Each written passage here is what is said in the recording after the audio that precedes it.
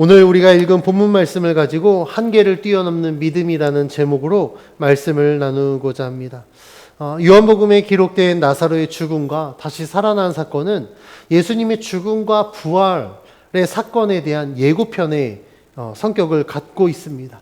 그래서 나사로의 사건 중간중간에 예수님의 십자가의 사건을 언급하는, 그리고 암시하는 표현들이 등장합니다. 그 대표적인 예가 예수님이 지금 어디로 향하는가, 예수님의 목적지에 대한 정보입니다.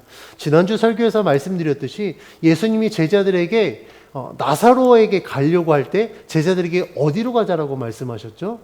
베다니가 아니라 유대로 가자라고 말씀하셨습니다. 유대로 가자라고 하신 이유는 베다니, 그러니까 나사로를 만나서 나사로의 문제를 해결하는 것만 목적이 아니라 그 외에 다른 목적이 있기 때문에 베다니와 예루살렘을 포함한 유대로 가자라고 말씀하신 것입니다.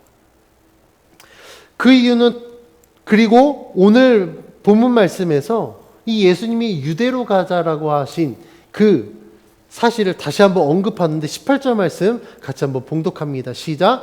베다니는 예루살렘에서 가깝기가 한 오리쯤 되매. 예수님이 나사로에게 가는데 18절에서 다시 한번 정보를 이야기하죠. 이 정보는 무엇을 의미한다고요? 예수님이 이제 베다니뿐만 아니라 예루살렘으로 가기 때문에 예루살렘에 대한 정보를 말해주고 있는 겁니다. 예루살렘은 베다니에서 가깝기가 오리 정도 된다라고 말씀하고 있습니다. 그렇다면 왜 예루살렘을 언급한 것인가? 아까 말씀드렸듯이 나사로 사건은 예수님의 십자가의 사건의 예고편에 대한 성격을 갖고 있다라는 겁니다. 그래서 요한복음을 읽는 이 독자들로 하여금 예수님이 예루살렘에서 십자가에 못 박혀 죽으시고 부활하심으로 말미암아 하나님의 구원을 완성하는 부지시다라는 사실을 알게 하기 위하여서 계속해서 이 예수님의 십자가 사건을 하이라이트로 두고 그것에 대한 암시적인 표현들을 기록하고 있습니다. 그래서 우리가 읽은 이 본문은 계속해서 예수님이 누구이신가에 대해서 말씀해주고 있습니다. 예수님은 누구이십니까? 예수님은 세상을 구원하실 그리스도입니다. 하나님의 아들이십니다. 그래서 오늘 본문에서도 예수님이 하나님의 아들이시오 참된 그리스도다라는 사실을 증명할 수 있는 아주 중요한 단서가 등장합니다. 17절 말씀에 이렇게 기록되어 있는데 17절 같이 한번 봉독합니다. 시작. 예수께서 와서 보시니 나사로가 무덤에 있은지 이미 나으리라. 아멘. 17절은 예수님이 나사로에게 간 시간적인 정보를 알려줍니다. 예수님이 도착한 시간은 어떤 상태였냐면 나사로가 죽은 지 이미 나흘이 지난 상태입니다. 죽은 지 나흘이 됐다라는 것은 이미 시체가 이제 부패가 진행됐겠죠. 왜냐하면 그때 당시에는 냉장 시스템이 없었으니까. 시체가 부패가 시작됐다라는 건 도저히 다시 살아날 수 없는 상태를 의미합니다. 죽은 지 하루 아니면 죽은 지 이틀 정도가 되면 간혹 해외 토픽에도 보면 간혹 죽은 줄 알고 관에서 이제 장사 지내려고 무덤에 하려고 했는데 관에서 나온 사람들이 간혹 있긴 하더라고요. 아주 간혹이요. 근데 나흘은요, 이거는 빼도 박도 못한 상태를 의미합니다. 다시 말하면 죽은 나사로가 살아날 확률은 0%인 상태에 예수님이 지금 나사로에게 갔다라는 것을 의미합니다. 그러면 왜 이렇게 갔을까요? 예수님은 분명 의도한 바가 있었죠. 나사로가 병들었다는 사실을 이미 그 전에 들었음에도 불구하고 예수님이 지체하셨습니다. 일부러 지체하셨어요. 그래서 거기 있는 곳에 이틀을 더 유하고 나사로에게 오신 것입니다. 오늘 본문에서 이 상황을 이렇게 이야기하는 이유는 나사로를 살리신 예수님, 이 예수님이 어떤 분이신가? 죽은 자를 살리신 분이다라는 것을 보여주기 위함입니다. 죽은 자를 살리셨다라는 것은 단순히 육체적인 생명의 죽음, 사망 상태에서 살리신 것뿐만 아니라 예수님 십자가에 못 박혀 죽으심으로 말미암아 영적으로 죄로 인해서 죽어 있는 모든 사람들을 예수님이 대속하셔서 그들을 살리시는 그리스도다라는 사실을 말씀해 주기 위해서 이런 정보들을 기록하고 있는 겁니다. 그래서 예수님이 이제 나사로에게 가는데 예수님이 오신다는 소식을 듣고 마르다가 예수님을 맞이합니다. 마르다와 마리아가 예수님께 나사로가 병들었다는 소식을 전했을 때 그들이 기대하는 바가 있었을 거예요. 만약에 여러분들이 마리아와 마르다라면 무엇을 기대했겠습니까? 예수님이 오셔서 이 병을 고쳐주실 것을 기대했을 거예요. 그런데 지금 마리아와 마르다의 상황은 그렇게 예수님께 나사로가 병들었다는 소식을 전했음에도 불구하고 예수님이 더디 오셔서 죽었습니다. 만약에 여러분들이 마리아와 마르다라면 어땠을까요? 조금 서운한 마음이 있지 않을까요? 우리들 표현으로 예수님께 삐져 있을지도 모르겠습니다. 그런데 마르다는요, 예수님이 오신다라는 소식을 듣고 예수님을 맞이합니다. 정말 인간적으로는 굉장히 서운함과 실망감이 있을 수 있어요. 좀만 빨리 오시지. 저는 마르다의 이 모습을 보면서 마르다도 참 대단하다라는 생각이 듭니다. 만약에 저 같았으면 정말 서운함이 1도 없었을까? 아니요. 저는 서운함이 있었을 것 같아요. 주님 좀만 빨리 오시지. 그런 마음이 있었을지 모르겠습니다. 그런데 본문 말씀에 어떤 서운함이나 그런 원망이 섞인 건 아니지만 마르다의 솔직한 마음이 담겨져 있습니다. 21절, 22절 말씀인데요. 같이 한번 읽어볼까요? 시작. 마르다가 예수께 여짜오되 주께서 여기 계셨더라면 내 오라버니가 죽지 아니하였겠나이다. 그러나 나는 이제라도 주께서 무엇이든지 하나님께 구하시는 것을 하나님이 주실 줄 아나이다. 아멘. 마르다는 21절 말씀에 솔직하게 주님이 빨리 오셨더라면, 주님이 함께 하셨더라면 우리 오라버니가 죽지 않았을 텐데, 병이 고침받았을 텐데. 그러니까 약간의 아쉬움을 표현한 거예요. 그런데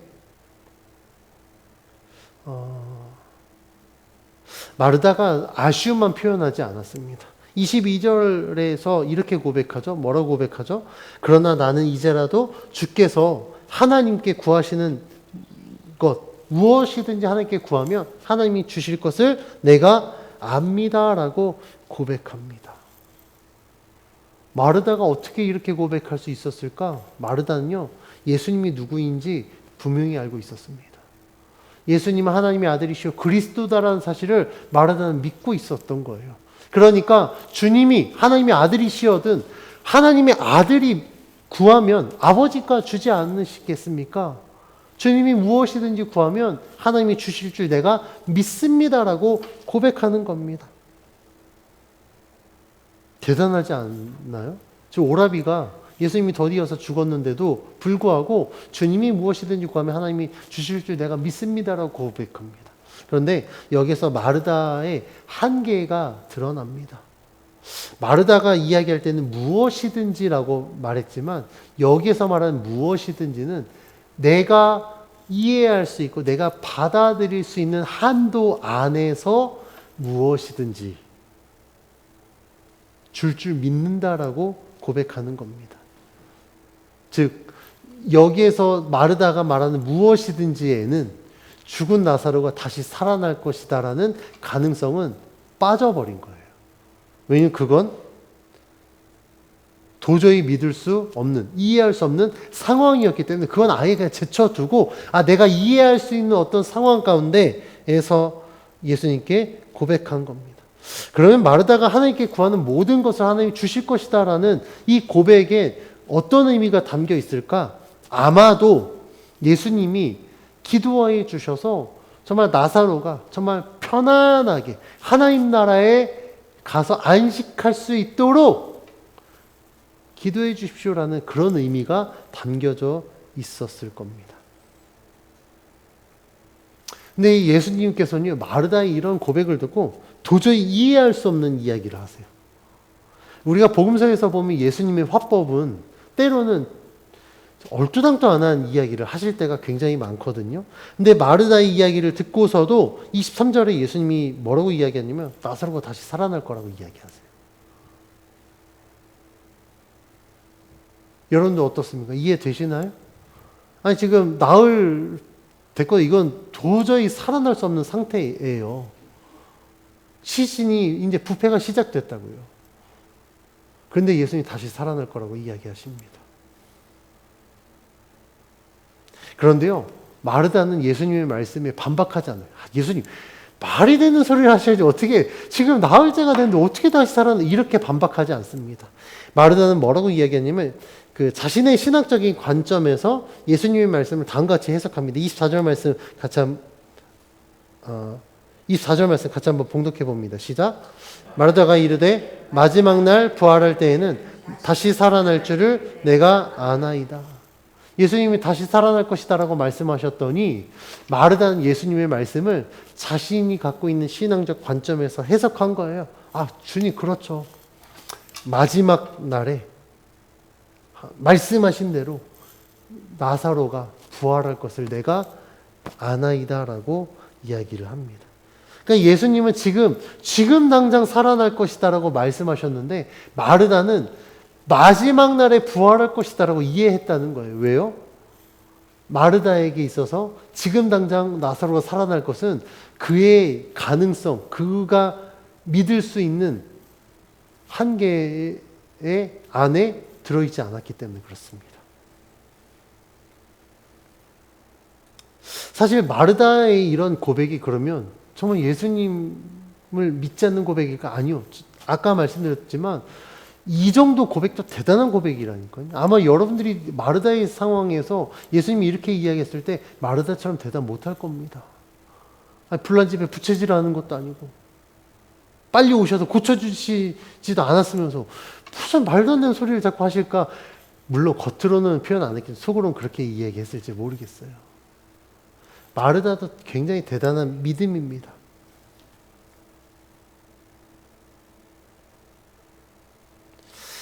만약에 여러분들이 마르다의 상황이었다면 여러분들 어떻게 반응하셨을까요? 여러분들이 가장 사랑하는 가족이 정말 위중한 상태에 놓여졌을 때 여러분들이 하나님께 기도했습니다.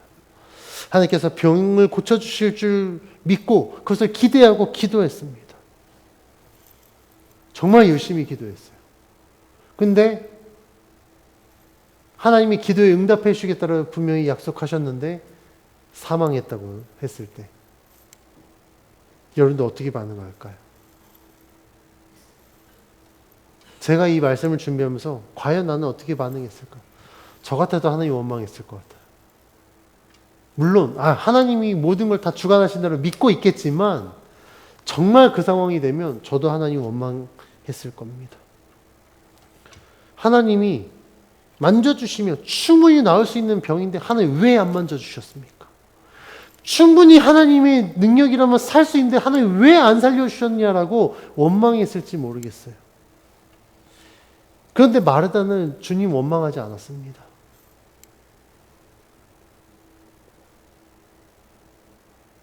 그리고 예수님 말씀하신 대로 그냥 자신의 신앙의 관점에서 그 말씀을 받고 주님 그렇게 될 줄 믿습니다라고 이야기를 했어요. 그런데요, 우리가 봤을 때 마르다도 굉장히 대단한 믿음이지만 하나님 보셨을 때 만족할 만한 믿음이 아니었던 것 같아요. 그래서 예수님 마르다의 고백에 만족하지 않고 예수님이 어떤 분이신지 분명하게 말씀하십니다. 오늘 본문 25절 26절 말씀에 이렇게 기록하고 있는데 다 같이 봉독해 봅니다. 시작. 예수께서 이르시되 나는 부활이요 생명이니 나를 믿는 자는 죽어도 살겠고 무릇 살아서 나를 믿는 자는 영원히 죽지 아니하리니 이것을 내가 믿느냐. 아멘. 예수님 마르다에게 말씀하십니다. 내가 부활이요 생명이다라고 말씀합니다. 예수님께서 이렇게 말씀하신 이유는 마르다의 고백에서 나타난 그리스도의 개념을 더 확장하기 위함입니다. 아까 말씀드렸듯이 마르다도 예수님이 그리스도다라는 사실을 믿고 있었습니다. 하나님의 아들임을 믿고 있었어요. 그런데 마르다가 마르다가 알고 있었던 그리스도의 개념과 예수님이 말씀하신 그리스도의 개념이 차이가 너무 컸던 거예요. 마르다는 자신이 이해할 수 있는 한도 내에서 그리스도를 이해했지만 예수님은요, 하나님의 관점에서 내가 그리스도다라고 이야기하시면서 25절에 말씀하신 것처럼 나는 부활이요 생명이다라고 말씀한 겁니다. 사람이 죽었다 살아나는 것 우리가 이해할 수 없는 상황입니다. 그런데 예수님은요, 그걸 뛰어넘는다라는 거예요. 죽었다가 다시 살아난다. 그래서 내가 부활이고 내가 부활해야만 너희들에게 생명을 줄 수 있다 라고 지금 말씀하는 겁니다. 앞으로 일어날 사건에 대해서 주님이 말씀하시는 겁니다.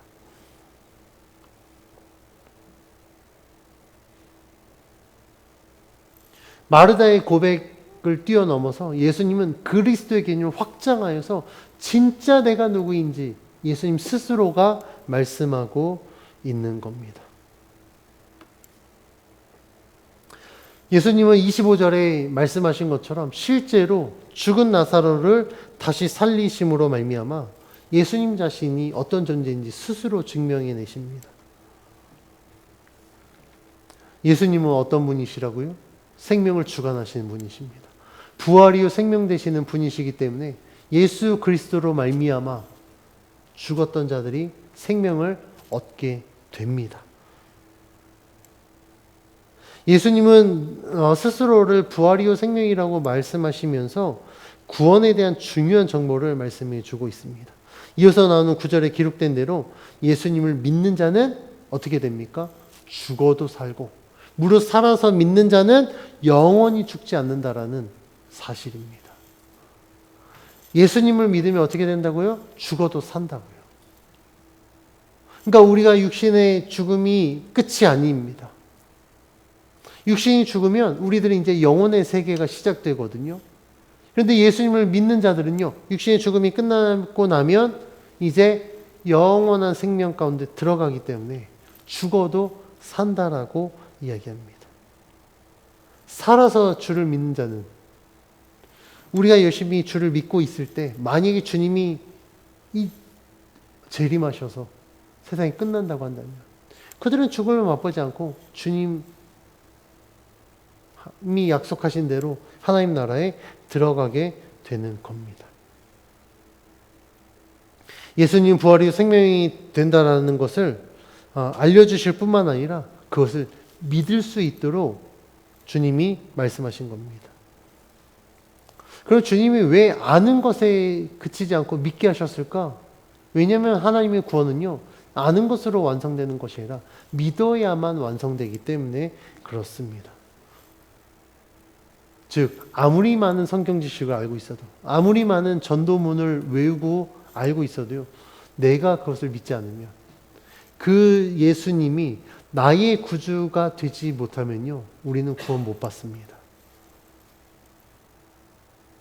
내가 스스로 예수가 나를 구원할 주님이십니다라고 우리가 고백하고 믿어야만 비로소 내 믿음으로 말미암아 그 구원이 완성된다라는 사실이에요. 예수님께서 이렇게 내가 부활이요 생명이다라고 말씀하셨을 때 그 말씀을 들은 마르다는요, 예수님에 대해서 다음과 같이 고백합니다. 오늘 본문 27절 말씀 같이 한번 봉독합니다. 시작. 이르되 주여 그러하외다. 주는 그리스도시요 세상에 오시는 하나님의 아들이신 줄 내가 믿나이다. 아멘. 마르다가 예수님은 그리스도시요 살아계신 하나님의 아들이다라고 고백하는 것, 이것은 공간복음에 나오는 베드로의 고백과도 같습니다. 예수님이 제자들에게 물어보시죠. 사람들이 나를 누구라 하느냐? 라고 물어보시고 사람들이 누구는 엘리야다, 누구는 선지자다라고 이야기합니다. 대답했을 때 예수님이 다시 한번 제자들에게 물어봅니다. 그러면 너희들은 나를 누구라고 생각하느냐라고 물어보셨을 때 베드로가 이렇게 대답합니다. 시몬 베드로가 대답하여 이르되 주는 그리스도시요 살아계신 하나님의 아들이십니다.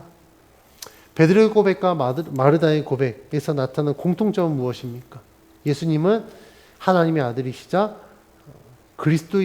그리스도다라는 사실입니다.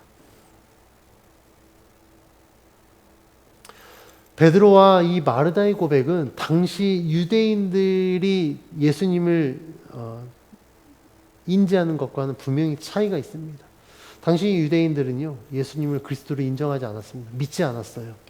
그런데 이 마르다와 베드로의 고백은 어떻습니까? 유대인들이 거부했던 예수님을 그리스도로 인정합니다. 살아계신 하나님의 아들로 인정합니다. 대단한 믿음의 고백이에요. 그런데 마르다의 고백은요, 완전한 믿음의 고백이라고 하기에는 부족한 부분이 있습니다. 왜 부족하냐면 아까 말씀드린 것처럼 마르다는 계속해서 자신이 갖고 있는 지식의 이 한도 안에서 예수님을 그리스도로 믿었기 때문에 그렇습니다. 이 마르다의 한계는요, 39절에 나오는데요. 뒤로 넘어가서 39절 말씀 찾아서 한번 봉독해 봅니다. 시작. 예수께서 이르시되 돌을 옮겨 놓으라 하시니 그 죽은 자의 누이 마르다가 이르되 주여 죽은 지가 나흘이 되었음에 벌써 냄새가 나나이다. 아멘. 마르다의 한계는 여기서 드러나죠. 예수님이 나사로를 살리기 위해서 무덤에 돌을 옮기라고 말씀하셨을 때 마르다가 뭐라고 대답했다고요? 주님, 벌써 나흘이 됐습니다. 그리고 냄새가 납니다. 그러니까 이미 부패가 시작됐어요. 주님, 도저히 살아날 확률이 없습니다라고 이야기합니다. 어떻습니까? 오늘 본문에 나온 마르다의 고백과 39절의 마르다의 고백이 굉장히 배치돼요. 아, 주님, 살아계신 하나님의 아들이시고 그리스도다라는 걸 믿는다라고 이야기했잖아요. 그렇게 고백했는데 정작 주님이 야, 그래, 네가 나를 그리스도로 믿어? 하나님의 아들로 믿어? 그럼 네가 믿는 대로 내가 어떤 자인지 내가 증명해 줄게 라고 말씀하시고 보여주려고 하는 순간 마르다는 주님, 그건 아닌 것 같아요 라고 이야기하는 것과 같다라는 겁니다.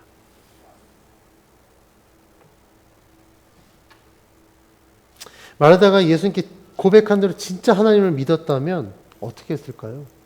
주님이 명하셨을 때 돌을 옮겨 놓으면 됩니다.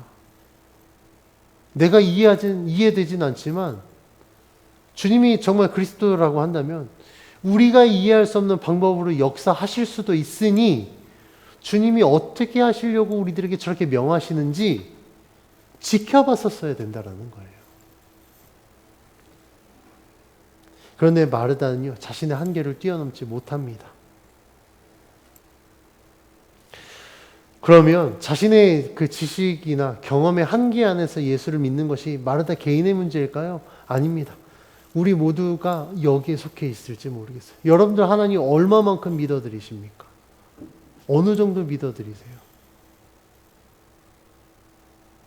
저는요, 내가 믿어드리는 만큼 하나님 역사하실 수 있다라고 저는 늘 그렇게 생각합니다. 그래서 가끔 제가 얼마만큼 하나님 믿어드리는지 말하면 어떤 사람들은요, 어이없다라는 반응을 보여요. 너무 허무맹랑한 소리를 한다. 너무 저 사람은 이상주의자 같아라고 이야기할 때가 있습니다. 그런데 제가 이렇게 하나님께 믿어드리는 이유는요, 제가 말씀드린 것처럼 하나님 내가 믿어드리는 것만큼이 아니라 믿어드리는 것 이상으로 역사하시는 분이심을 제가 경험했기 때문에 그렇습니다. 하나님이 역사하신 것들을 보면 제가 생각하고 제가 예상했던 걸 뛰어넘어서 역사하시더라고요. 언제나. 그런데 하나님이 그 역사하시는 것들을 보면 정말 상상할 수 없는 가장 완벽한 방법들로 역사하신 것들을 경험했기 때문에 저는 제 지식의 한계 안에서 하나님을 믿지 않습니다.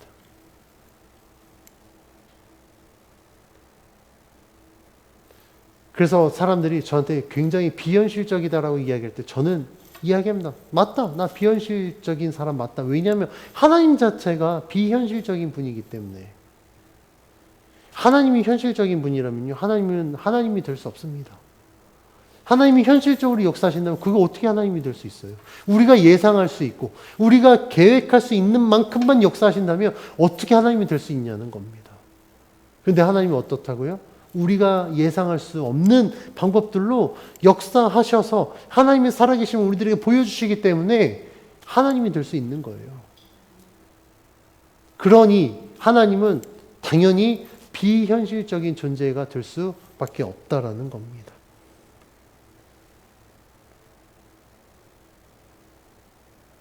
세상의 지식은요, 하나님의 섭리에 100분의 1? 아니요, 100만 분의 1도 못 따라갑니다.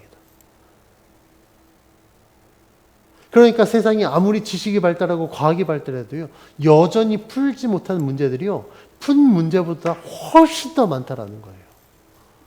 뭐 어떤 유전자 뭐 발견해서 뭐 했다고 하면 사람들은 확 박수 칩니다. 모든 게 다 될 줄 알고 박수 쳐요. 그런데 그럴 때마다 제가 참 두려운 거는 하나님은 그럴 때마다 인간의 한계를 보여주십니다. 저는 그 대표적인 예가 이 코로나라고 생각해요. 코로나 처음 창궐했을 때 어땠습니까? 전혀 생각지 못했던, 전혀 보지 못했던 이 바이러스가 창궐하니까 얼마나 많은 생명이 사망했습니까? 그제서야 가까스로 뭐 백신 연구하고 뭐 치료제 뭐 개발하고 했지만 사실 지금 치료제도 100% 완전한 치료제가 아니거든요. 그 이제 코로나 팬데믹이 이제 끝나가니까 사람들 이제 역시 또 극복했어라고 할지 모르겠어요. 근데 제가 아까 광고 때도 말씀드렸지만 어떤 바이러스가 언제 창궐할지 우리는 몰라요. 우리가 이거 우리가 해냈어라고 자만하는 순간 우리도 모르는 방법들로 우리들의 한계에 또 부딪힐지 모른다니까요. 그런데 인간은요, 그걸 깨닫지 못합니다. 하나님이 하셔야만 되어지는 방법들을 자꾸 우리들의 힘으로, 우리들의 지식으로 해결하려고 합니다. 뭔가 하나둘 이게 해결되면 거기에서 굉장히 교만해진다라는 거예요. 그런데 하나님은요, 그렇게 역사하시지 않습니다. 가장 대표적인 하나님이 천지를 창조하셨어요. 하나님이 어떤 방법으로 창조하셨습니까? 말씀으로 창조하셨거든요. 이걸 어떻게 설명하겠냐는 거예요. 뭔가 어떤 행위가 있어야 되는데 행위가 아니라 하나님 말씀으로 창조하셨다. 이걸 어떻게 증명하겠냐는 겁니다. 우리가 요한복음만 살펴볼까요? 예수님이 가나의 혼인잔치에서 물로 포도주를 만드셨습니다. 이걸 어떻게 증명하겠냐는 거예요. 원액을 담은 것도 아니고 포도 알갱이를 넣은 것도 아니고 그냥 물만 채웠는데 이게 포도주가 변했다라는 걸 어떻게 과학적으로 증명하겠습니까? 나면서부터 맹인된 자가 예수님을 만나서 예수님이 그냥 진흙 발라서 야 실로와 목과 씻어라 그냥 그것만 했는데 눈이 떠졌어. 이걸 의학적으로 어떻게 설명하겠냐는 거예요. 오늘 본문에 나오는 나사로가 죽은 지 나흘이 돼서 이미 부패가 진행되어진 상황 가운데서도 예수님이 살리셨다면 이걸 어떻게 증명하겠냐는 겁니다. 세상의 지식으로는 이걸 도저히 설명할 수 없습니다. 그런데요, 성경은 분명히 기록하고 있습니다. 왜요? 하나님이 역사하셨기 때문에. 그러면 우리가 알 수 있는 건, 우리가 믿어야 되는 건 무엇이냐면, 하나님은 우리들의 지식의 한계를 뛰어넘어서 하나님의 방법으로 역사하시는 여호와 하나님이시다라는 사실을 우리가 믿어드려야 된다라는 겁니다. 그래서 우리가 하나님을 온전히 믿으려면요, 우리들의 지식의 한계를 극복할 수 있어야 됩니다. 지식 한계 안에서가 아니라 그걸 뛰어넘어서 역사하신 하나님을 우리가 믿어드려야 된다라는 거예요. 그래서 우리들의 믿음에 있어서 가장 큰 걸림돌이 뭐냐면 나의 지식, 내 경험입니다. 그 대표적인 예가 유대인들이에요. 유대인들이 왜 예수님을 그리스도로 인정 못했습니까? 자신들이 갖고 있는 지식 수준 안에서 예수님을 그리스도로 인정 못했거든요. 우리에게 약속한 메시아가 목수의 아들 저 초라한 저 사람이라고? 그들에게 필요한 그리스도는요, 이 로마의 지금 통치로부터 벗어나서 정말 하나님이 말씀하신 다윗에게 약속하신 거대한 이스라엘 왕국을 재건할 수 있을 그 왕을 그들은 기다렸습니다. 그런데 예수님, 그리스도라고 이야기하는 예수를 바라보니 우리들과 별반 다르지 않아요. 어찌 보면 어떤 사람들은 자신보다 더 못한 모습으로 살아가는 예수를 그리스도로 인정할 수 없었던 겁니다. 그래서 그들은 예수님을 그리스도를 믿기를 거부하고 예수님을 죽이려고 핍박하고 자꾸 예수님을 거부했던 거예요. 그러나 자신의 지식의 한계를 뛰어넘는 대표적인 12제자 어땠습니까? 밤새도록 그물을 던져서 물고기를 못 잡았을 때 예수님이 야, 배 오른편으로 그물 던져라. 그때 뭐라고 말합니까? 밤새도록 수고하여도 얻지 못했으나 말씀에 의지하여 그물을 던졌더니 어떻게 됐죠? 배가 잠길 만큼 어마어마한 물고기를 잡습니다. 물고기 잡는데 누가 전문가입니까? 예수님이, 목수의 아들인 예수님이 전문가입니까? 평생 어부하면서 물질했던 베드로가 전문가입니까? 베드로가 훨씬 전문가예요. 그런데 자신의 지식의 한계를 뛰어넘어서 예수님 말씀에 의지해서 그물을 던졌더니 내 지식으로는 잡히지 않았던 물고기가 말씀에 의지해서 그물을 던졌을 때 잡힌 것을 경험하면서 예수님을 따라가지 않습니까? 그래서 예수님이 명하신 대로 예수님이 복음을 증거하고 수많은 사람들에게 이 구원의 말씀을 전하는 사도가 되었습니다. 그래서 성경 우리들에게 분명히 말씀하고 있습니다. 진짜 믿음이 무엇인가? 진짜 믿음은 지식의 한계를 뛰어넘어 정말 하나님이 역사하신 대로 믿어드리는 것이 진짜 믿음이다라는 겁니다. 그래서 오늘 본문이 이야기하고 있는 거예요. 예수님은 어떤 분이신가? 그리스도시요 하나님의 아들이신 거 맞다. 그런데 그것을 입으로만 고백할 것이 아니라 정말 믿음으로 내가 그것을 받아들였을 때에 비로소 진짜 믿음이 완성된다라는 사실을 오늘 본문은 이야기하고 있습니다. 그러니까 마르다의 믿음도 대단한 믿음이거든요.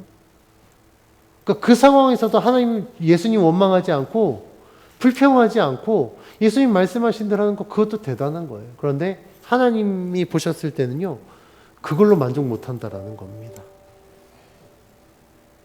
그렇다면 하나님이 원하시는 믿음은 무엇일까? 하나님은요, 마르다처럼 자신의 한계 안에서 믿는 믿음이 아니라 그것을 뛰어넘어서 하나님이 하시면 무엇이든지 내가 믿겠습니다라고 고백할 수 있는 그 믿음을 하나님이 원하십니다. 하나님은 능치 못함이 없으십니다. 하나님 무엇이든지 할 수 있습니다. 비록 내가 이해할 수 없지만 하나님이 하시겠다라고 한다면 내가 주님께 맡겨드리겠습니다라고 고백하는 그 믿음을 원하십니다. 비록 내가 처한 현실은 절망적일지라도 하나님이 역사하시면 그 절망이 희망이 되고, 비록 내 상황이 슬픔이 가득한 삶이지만 하나님이 나에게 역사하시면 이 슬픔이 기쁨으로 변할 줄 믿는 그 믿음, 하나님은 우리들에게 그 믿음을 원하신다라는 겁니다. 우리가 그렇게 하나님을 믿어드렸을 때 정말 하나님이 약속하신 대로 우리들의 삶의 모든 문제들이 하나님의 방법으로 해결되어서 좌절이 희망이 되고 슬픔이 기쁨이 되며 여러 가지 두려움과 아픔들이 그리스도의 평강으로 변하게 될 줄 믿습니다. 이렇게 역사하신 하나님을 신뢰하는 믿음이 진짜 그리스도인이 가져야 될 믿음입니다. 여러분들은 어떤 믿음 갖고 있습니까? 지식의 한계에 부딪히는 믿음입니까? 아니면 그 지식의 한계를 뛰어넘는 믿음을 갖고 있습니까? 만약에 내가 갖고 있는 지식이나 경험 안에서만 하나님을 믿어드린다고 한다면 여러분들의 하나님은요, 정말 요만한 하나님밖에 될 수 없어요. 그런데 우리가 믿는 하나님은 그런 하나님 아닙니다. 만물을 창조하신 하나님이십니다. 우리가 상상할 수 없는 수만 가지 방법들로 충분히 역사하실 수 있는 진짜 하나님이라는 사실을 우리는 믿어드려야 됩니다. 하나님이 때로는요, 우리들에게 도저히 이해할 수 없는 일들을 요구하실 때가 있습니다. 마르다처럼 분명히 나사로가 병든 사실을 알고 있음에도 불구하고 일부러 지체해서 오실 수도 있어요. 죽어서 이미 나흘이 지나서 부패가 진행되어 냄새가 나는 상황인데도 불구하고 야, 나사로는 다시 살아날 거다라고 말씀하실 때가 있다라는 겁니다. 그때 여러분들은 어떻게 행하시겠습니까? 마르다처럼 주님, 나흘이나 돼서 냄새가 납니다. 말도 안 되는 소리 하지 마세요라고 하시겠습니까? 아니면 비록 내가 이해가 되진 않지만 주님이 말씀하셨으니까 이미 부패가 돼서 냄새가 나지만 돌을 옮겨 놓으라고 하면 옮겨 놓고 진짜 살아서 나올 줄 믿고 말씀대로 행하시겠습니까? 저는 우리들이 이해할 수 없는 방법들을 하나님이 요구하실 때 그건 말이 안 돼요 라고 거부할 것이 아니라 오히려 하나님이 정말 우리가 상상하지 못하는 방법들로 역사하시려고 하는구나 라고 신뢰하고 맡겨드리는 우리 모두가 되길 원합니다. 제가 말씀드렸죠. 하나님은요, 내가 믿어드리는 것만큼이 아니라 믿어드린 것 이상으로 역사하시는 분이십니다. 하나님 기대하십시오. 기대하십시오. 세상의 방법이 아니라 하나님은 항상 하나님의 방법대로 역사하시기 때문에 여러분들 정말 무모할 정도로 하나님께 한번 맡겨보십시오. 그러면 여러분들의 믿음을 보시고 하나님은 하나님의 방법대로 역사하실 줄 믿습니다.